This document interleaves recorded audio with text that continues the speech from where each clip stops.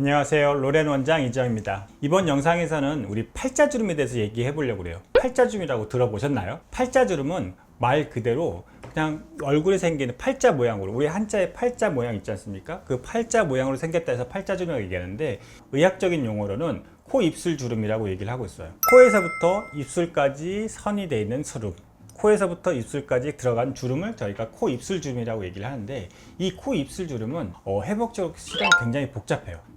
우리가 겉으로 보기에도 그냥 피부 주름이 확 펴져 있으니까 주름 자체가 꺼져 있고 그렇게 보인다라고 얘기를 하고 있지만, 실은 여기 안쪽에 있는 회복적인 구조는 아직도 정확하게 알지를 못하고 있습니다. 피부 밑에 지방이 있고, 지방 밑에 근육이 있고, 그 근육 밑에 다시 또 지방이 있고, 그 밑에 다시 뼈가 있는 거거든요. 근데 이 팔자주름만큼은 또 다른 형태가 돼 있어요. 그래서 이거를 여러 가지 계속해서 알아내려고 많이 노력하고 있는데, 근본적인 거는 피부와 근육 사이에 유착이라고 하는 게 발생을 해요.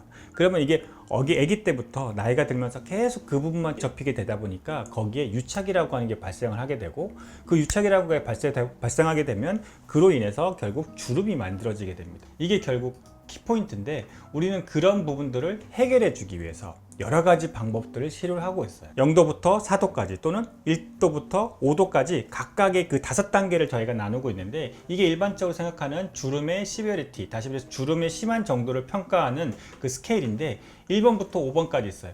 심한 거는 5번이고 그냥 주름이 하나도 없으면 1번이에요. 그래서 1번부터 5번까지 해서 주름이 어느 정도 상태에 있는지를 저희가 평가하고, 그러면 높은 등급에서 낮은 등급으로 가게 하는 게 항상 저희 목표인 겁니다. 이게 일반적인 주름의 체크, 주름의 정도를 체크하는 방법인데, 실은 저는 이거보다는 이 방법을 좀 얘기하고 있어요. 이거는 중국에 있는 선생님이 하신 건데 굉장히 좋게 잘 만들어 놓은 것 같아요. 이게 무슨 얘기냐면, 내가 서 있을 때 주름의 정도를 먼저 평가하고, 그 다음에 웃을 때 이 상태에서 많이 웃게 되면 이 주름이 쑥 들어가게 되거든요. 그 웃을 때의 주름을 평가합니다. 세 번째로는 이제 서 있을 때가 아닌 누워 있을 때, 내가 이렇게 누워 있는 상태에서 주름이 얼마큼 생기는지를 평가하게 되는데, 그게 세 번째예요. 그리고 누워 있는 상태에서 이렇게 미소 지어질 때, 웃거나 표정을 지었을 때 그 주름의 정도가 얼마큼 심해지는 정도에 따라서 또 평가를 하게 돼요. 이렇게 네 가지 포인트를 갖고서 평가를 하는데, 그때 이 팔자주름을 크게 네 가지 타입으로 나누고 있습니다. 첫 번째는 스킨 타입, 두 번째는 지방이 많은 타입, 그 다음에는 근육이 좀 더 강하게 움직이는 타입, 그 다음에 그 뼈가 뒤로 들어간 타입, 이렇게 네 가지 경우로 타입을 나눠서 팔자주름을 구분을 하고 있어요. 하나씩 보면, 지금 이거 첫 번째 보이는 두 가지 그림은 서 있을 때 주름이 보이고, 웃을 때 주름이 더 깊어지는 전형적인 피부가 내려와서 누르고 있는 상태고요. 얼굴 밑에 있는 얼굴 쪽에서 팔자주름을 누르고 있는 이 지방층 자체를 위로 당겨주는 시술을 먼저 한 다음에, 그 다음에 볼륨을 채우든 아니면 다른 시술을 하든 여러 가지 방법들을 취하게 되는데, 결국 이런 경우를 스킨 타입, 피부 자체가 눌려주는 처진 타입이라고 얘기를 하고 있습니다. 두 번째 타입은 이제 지방이 많은 거예요. 서 있을 때 위에 보면 지방이, 앞에 팔자주름이 있고 그 위에 지방층이 있고, 웃을 때 그 지방이 좀 더 두드러져 보입니다. 그리고 이때 또 웃으면 다시 팔자주름이 올라오고, 이렇게 결국 이 지방 자체가 팔자주름 바로 옆에 있는 거를 팔자 옆 지방이라고 했는데, 저희는 팔자 옆살이라고 얘기하거든요. 이렇게 팔자 옆살에 지방이 많은 경우에는 이 지방이 빠져야 팔자주름이 좋아집니다. 결국 이 지방을 빼기 위해서 저희는 온다, 인모드, 또는 필요한 경우에는 지방 흡입까지도 하는데, 지방 흡입은 잘 안 되는 것 같아요. 그래서 보통 온다나 인모드 등을 이용해서 지방을 최대한 줄여주는 방법을 항상 권해드리고 있습니다. 이거는 결국 지방 타입이에요. 팔자주름이 생긴 원 중에서 지방이 많아서 생긴 타입인 거고요. 그 다음에 그 세 번째 타입에서는 근육이 강하게 움직일 때입니다. 가만히 있어도 팔자주름이 있는데 웃을 때니까 더 심해지죠. 근데 누워 있을 때도 팔자주름은 이미 깊어진 상태예요. 누워 있는 상태에서 또 옆으로 웃어보라니까 팔자주름 자체가 깊죠.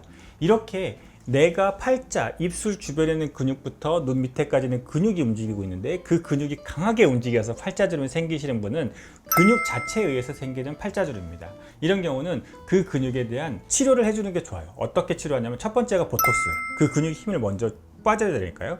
그 다음에 두 번째로는 근육이 피부와 유착이 되어 있기 때문에 그 유착을 풀어주는 방법을 취하게 되는데, 저희는 도수 치료를 좀 많이 해요. 안면신경마비 후에 얼굴의 근육이나 이런 것들에 대한 여러 가지 치료를 할 때 도수 치료에 스트레칭하는 방법이 있거든요. 그 스트레칭하는 방법으로 치료를 두 번째 하게 되고, 마지막 세 번째로는 EMS라고 혹시 들어보실지 모르겠어요. 이게 전기로 근육을 자극해서 그 근육의 이완도나 통증이나 이런 것들을 감소시켜주는 방법인데, 밑에 있는 근육들의 힘을 너무 강하게 항상 움직이고 있으니까 그 근육의 힘을 긴장도라고 하는 건데, 그 긴장도를 완화시켜서 이 주름이 완화될 수 있게, 조금 더 느슨해질 수 있게 하는 방법을 이용하고 있습니다. 다음은 뼈가 들어가 있는 타입이에요. 옆에서 이렇게 만져보면 콧볼 옆에 쑥 들어가는 부분이 나오거든요. 이게 뼈 자체가 함몰되어 있는 거예요. 이 함몰이 좀 심하게 되어 있는 분들이 이 팔자주름이 생기는데, 특징적으로 서 있을 때나 누워 있을 때나 큰 차이 없죠. 근데 결국 만져보면 쑥 들어가요. 이 쑥 들어가 있는 뼈가 들어가 있는 상태에서 팔자주름이 생기는 건데, 이런 경우는 답은 하나입니다. 무조건 그쪽에 보형물 넣어주시는 게 좋아요.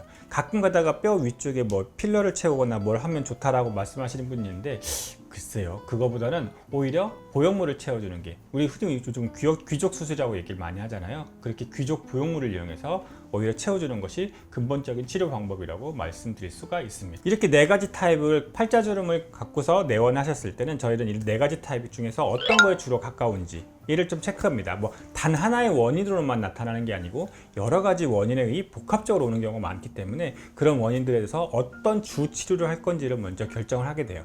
리프팅을 할 것인지, 지방을 뽑을 것인지, 아니면 보형물을 넣을 것인지, 아니면 보톡스나 도수 치료를 할 것인지를 결정을 하게 되고, 그렇게 결정된 메인 치료에 여러 가지 방법들을 곁들이게 됩니다. 피부의 잔주름을 치료하기 위해서 미라제 치료를 하고 있고요. 피부 결, 그 다음에 피부의 볼륨감을 좋아지게 하기 위해서 진피주사라고 하는 것을 이용하고 있습니다. 필러를 싫어하시는 분들한테도 하나의 대용이 될 수 있고요. 그 다음에 또 하나는 볼륨 자체가 빠져 있으니까 그 볼륨을 개선시켜주기 위해서 히알루론산 필러를 사용할 수도 있고, 주베록 볼륨이라고 하는 스티뮬레이터를 사용할 수도 있는데, 이건 어떤 거냐면 피부 자체의 탄성이 좀 떨어져 있는 분들이 그 피부의 탄성을 좀 더 강화시켜주게 하기 위해서 이 주사를 사용할 수도 있습니다. 이번 영상에서는 팔자주름의 여러 가지 타입, 그 다음에 그것을 어떻게 치료하는 것이 좋을지, 그리고 그걸 치료하는 보조적인 방법에 대해서 설명을 드렸습니다. 혹시 팔자주름에 대해서 더 궁금한 점이 있으시다면 저에게 언제든지 문의 주시기 바랍니다. 지금까지 로레알 원장 이지영이었습니다. 감사합니다.